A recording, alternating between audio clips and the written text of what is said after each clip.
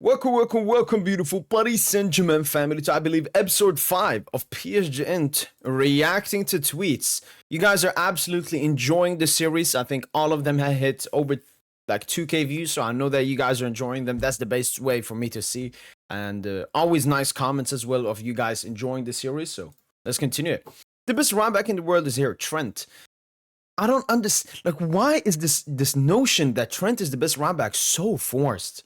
Like in 2019, 2020, yeah, 2025, Trent hasn't been the best right back in the world since 2020 or something.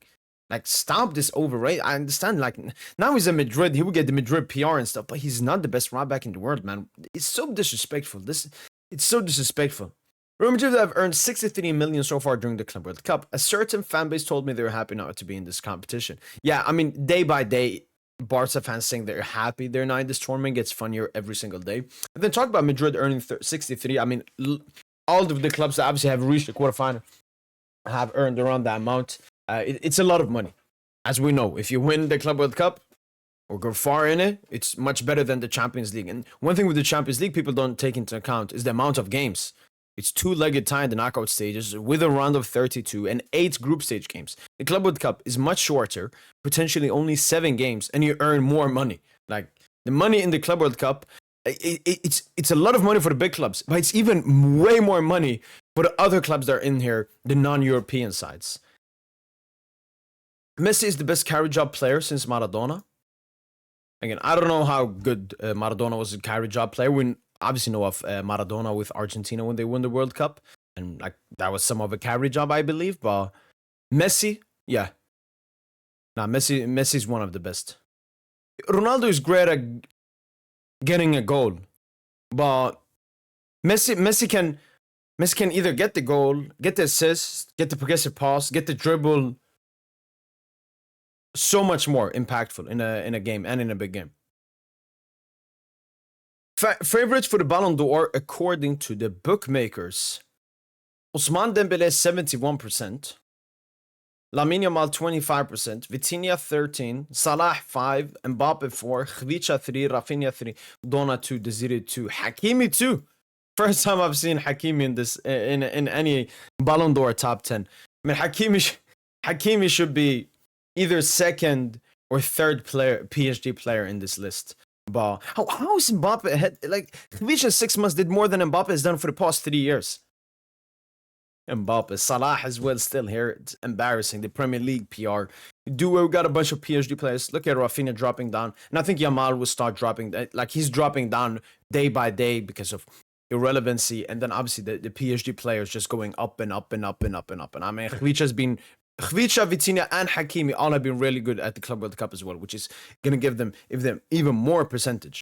Dona, very happy to see him here. But yeah, I mean, as I said, it's been clear since the Champions League final that Ousmane Dembélé will win the Ballon d'Or. Great to see. Absolute beautiful to see. Let's move on.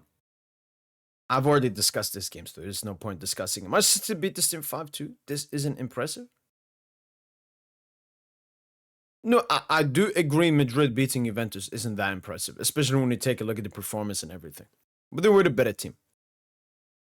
The Holy Trinity.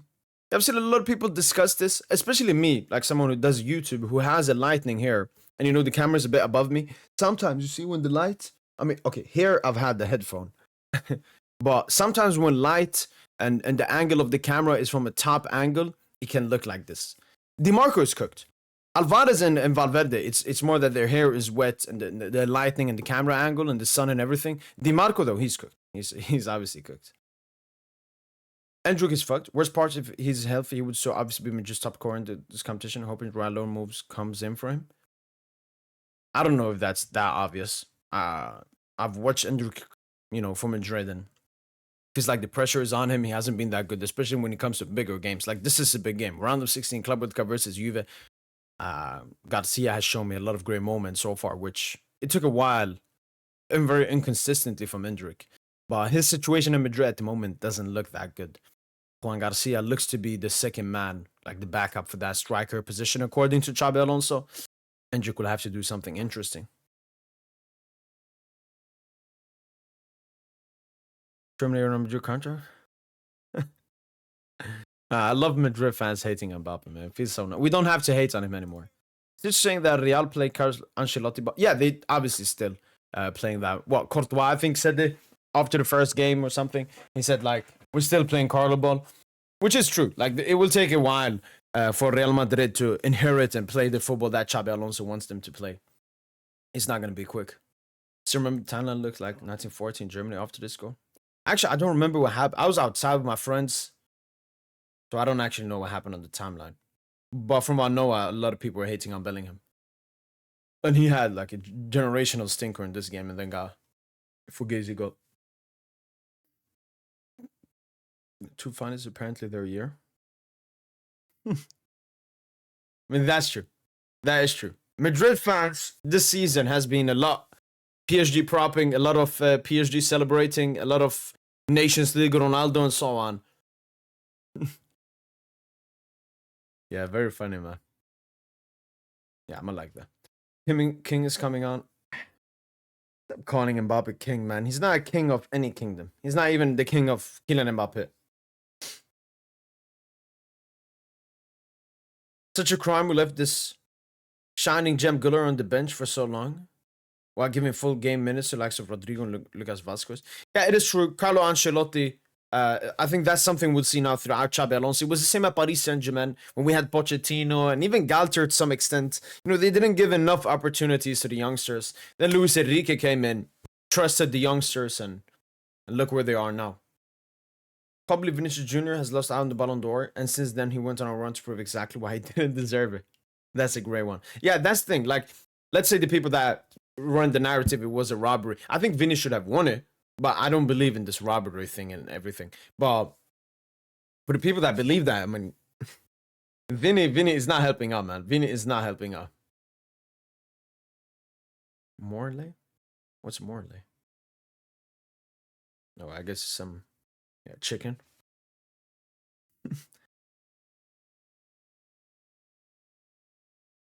Were you to add Mbappe, Camavinga, Militao, Carvajal, and Endrick to the squad? What? Like, you would tweet something like this if Madrid just had a great game. You didn't know. Militao, as you said, Militao is cooked. Carvajal, we'll see how he comes back, but I mean, you got Trent. Well, you think Carvajal would be better than Trent? Endrick? Well, Endrick's like the third attacker. You're not adding him. The only ones here valuable are Camavinga and Mbappe, and Camavinga isn't all that. Who knows? Maybe he can be good. Maybe he can, because he had a really bad season last season. And Mbappe, yeah, Mbappe is valid, I guess. Why aren't Chelsea going for Rodrygo? Pay Mr. Bully, pay and don't speak. Wait, what?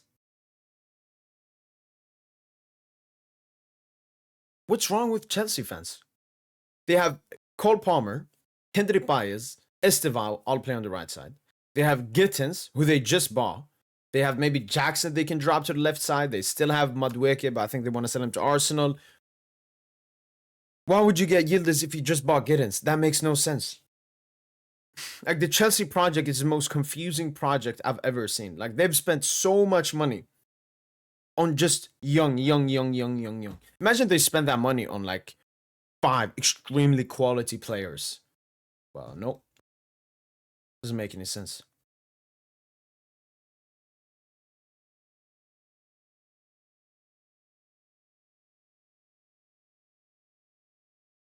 Making fun of the fact that 17-year-old doesn't have a Champions League trophy yet. He really is the best wonder kid ever? No. He's definitely the most unlikable wonder kid ever. And one of the most unlikable football players I've seen. This is the reason a lot of people troll Yamal. Obviously, a lot of it can due to being Madrid fans. Madrid fans will troll anything Barca-esque, no matter what happens or what he does. But I mean, Yamal is just very unlikable player. There's a reason these also get tons of likes and everything. Yes, a lot of people hate on it, but a lot of people like on it as well. I don't like this victimization and saying that, oh, the reason Yamal doesn't, and then 17-year-old. I haven't seen like Yamal fans. They can't go a day without calling Yamal 17-year-old. Like, his name is Lamine 17-year-old Yamal. Doesn't have a Champions League. It's always victimhood and like Yamal is so oppressed, such a victim. does nothing but gets trolled because he doesn't have a Champions League at 17. Yamal was saying we're the best team in the world, we're gonna win the Champions League and everything. And then when people troll him for him talking shit, no, he's 17, he's a victim. Yeah.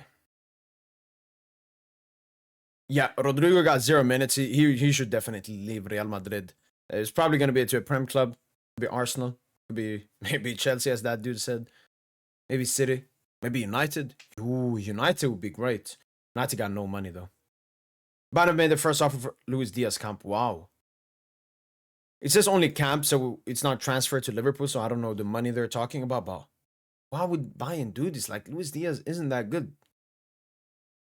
Depends on the money as well. Are they going to give him another high wage? Like, their players have insane wage, so Luis Diaz will just say, yes, I want higher wage, because all the other Bayern players have crazy wages. And then Luis Diaz, I get it, Bayern want a left winger, but like, for me, the thing here is why nobody wants Leao. Like, no club wants Leao. Maybe it's due to AC Milan's valuation, but no club wants Rafael Leao. It's wow. But Luis Diaz, yeah, I mean, it is an upgrade on Coman, Gnabry, and Sané, who just left. But I don't know, man. Bayern needed to do a lot of stuff this season. You know, I enjoyed, but I saw the process they were doing last season. They were leading a lot of the underlining stats, which just means, you know, just keep trusting it. A bit similar to PSG in their first season. Also had some major injuries in that Inter leg as well. So I knew they had to have a big summer, but this Bayern München transfer window has been one of the worst big club transfer windows of all time. Like, we've seen summer transfer windows where a club is broke and has no money. But Bayern, just stupid decisions, and nobody really is interested in joining them, and everyone else would rather join another club than them. Xabi can fix him. But again, I mean, I haven't watched all Club World Cup games. I watched the Al Hilal game and the recent game, and I don't know. You know what? All right, I'll remove from the mid word. I'll just say he's like decent player, decent squad player. But like, I don't think he can be a starter for Madrid. But we'll have to wait and see. We'll see. Because now he's gonna play as a fullback instead of like, because we saw Xabi Alonso play 3 at the back for the first time this game. If he sticks, he should stick to that. Obviously, that's his philosophy. That's his style. I think left wing back would suit Fran Garcia way more than left back. Same for Trent Alexander-Arnold as well. Nico Williams versus Trent Rudiger is going to be brutal. Yeah, man, Rudiger. Yeah, he's not Madrid starting level anymore, man. And Trent, we obviously know about his defensive deficiencies. Who remembers Juventus like Colomani chance in this game? That came from Trent just losing the ball.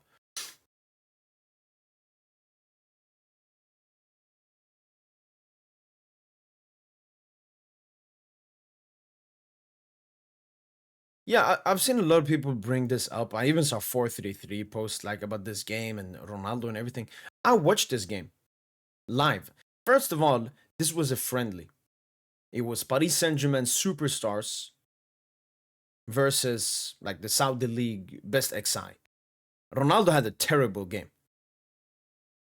He had a terrible game. He got a Fugazi penalty that came from Navas punching him, and he got a Fugazi goal that came from Ramos just giving the ball to Ronaldo for the easiest tap in.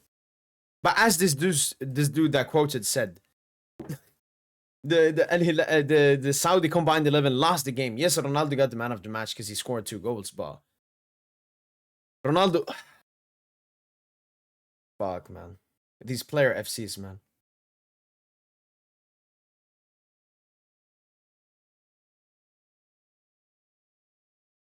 Yeah, that save from Bono was insane.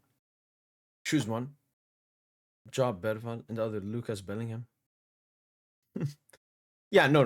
Berval, I mean, I've seen him live actually. Berval is extremely talented. I've said he has the potential to become the greatest Swedish player of all time. That's how talented he is. After joined Spurs, he's gonna take time. He's still young, but I mean, this dude just been performing in the like championship shit, man. But yeah, Berval is more talented than Joe Bellingham.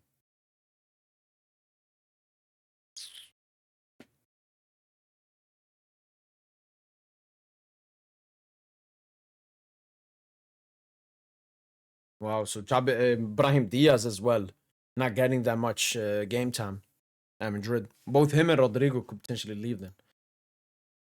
I wouldn't take either. The fourth jersey of the captain club currently unavailable, might be back in stock around mid-July. Wow. I mean, this is, one of the go-to kits. I always reminiscing about PSG kits, but then we drop a new one and it's as good, if not as better. Like PSG kits. It was funny back in the day. People called us a brand, and I said, yes, we are. We are like a clothes brand, as well as a great footballing institution. Now that we won the UCL, they can't play the gimmick of we're just a brand, but we did too. We're the best team in the world, and we have by far the coldest and best kits in the world as well. I mean, this club is special, man. This club is absolutely special. I sometimes hate his fan base. He was always our Ballon d'Or winner. He's 100% more than anyone. He didn't drop 68 to finish 7th. Yeah, man. I mean, first of all, this is something like last season, because I was also heated about it. The Champions League has become more of a symbolic for like successful, what you do in the biggest stages, basically. If you win and perform in the biggest stages and win the big trophies, that's gonna be big for you. The thing with Raphinha is, I don't know why Barca fans don't bring this up, but the Raphinha was declining since February. Like if you take Raphinha from like August to December, and then compare him from January to the end of the season, the first part was better. He was better in the first part. So that's one thing with Raphinha going down a little bit. Second of all, it was his compatriot in Lamine Yamal performing really high, especially in the big games. That's the thing. Like Raphinha, you can take his Benfica group stage game. You can take his Bayern group stage game. You can take his... more. Probably some other group stage games Raphinha had as well. Mash them all together. Yamal, both games versus Inter, is better, bigger, and more valuable because it's in the big stage. That's just how they look at it. But yeah, just Barca fans just have to accept it. This is unfortunately how the Ballon d'Or is run. And Raphinha, yes, he scored versus Inter and so on, but he didn't perform that well. And yeah, it's all about one game. That's it. Some people may not like it. They care more about the consistency overall in the season. But you need consistency and you need big moments. That's the big thing. Here we go. Valverde isn't a guaranteed starter under Xabi. This team will actually learn how to defend as a unit. Carlo needed him to do everything off ball, but now the on-ball game becomes a bigger priority. I mean, this dude, I think he has probably... this blocked me out of nowhere. I don't even know. I've never interacted with him. Just one of those extremely feminine people. But look what he's saying. First of all, I remember when he was tweeting about PSG before. Like, he was just hating on PSG all the time, saying, oh, this guy is not that good. Vitinha can't lace Pedri's boost. Just extremely delusional. And, I mean, what he's saying here, this can be made for, like, Tchouameni, maybe. But saying Valverde is not a guaranteed starter on the Xabi. Like, Valverde has been, like, Madrid's best and most consistent player in the past 4 seasons. Bellingham, PR-wise, is untouchable. Ability-wise, I don't think so. Impact-wise, I don't think so. All right, we'll take one last tweet. Matruns realizing that Yildiz is better than Güler, but he doesn't have the Madrid PR. I think Güler is more talented than Yildiz. One thing I will give Yildiz, though, is we've seen more from Yildiz at the bigger stage as well, with him being basically a starter for Juventus. So, yeah, I still think Güler is more talented. If you ask Turkey fans, they will tell you Güler is more talented, but Yildiz is a very great talent. I think Barca should go after him if they can't get Nico Williams. Garcia can't be the Joselu type striker. He's not as tall. He can't score headers. I mean, yeah, it just basically once again shows how stupid people are and how they don't understand football. It's more about the profile. And Garcia has a striker-esque profile. That's what you look at. There are some people that are the same profile, but one is 190, one is 160. Garcia is a striker. He's a number 9. Endrick, for example, I wouldn't call him a number 9. I wouldn't call him a striker. He's a second striker. So I remember there was some Madrid fan that said some name. Yeah, Morata. He called Morata a Joselu top striker. And I said, no. He's tall. He can score headers. No. Morata is a second striker. He's a playmaking striker. He likes to play alongside the striker. Likes to drop. For example, we saw Morata with Spain. Was he like making runs into the box and scoring. No, he was dropping and letting the midfielders come inside. It's like Kane. Kane is a weird one because Kane can play as a 9 and like he's so good. He can play as a 9 and as like a playmaking second striker 9. But I would say he's better as a second striker, like more playmaking than goal scoring. Yeah, that's been it for PSGINT reacting to tweets, episode 5. Hopefully, guys, have enjoyed this video. And as usual, allez, allez, les paris.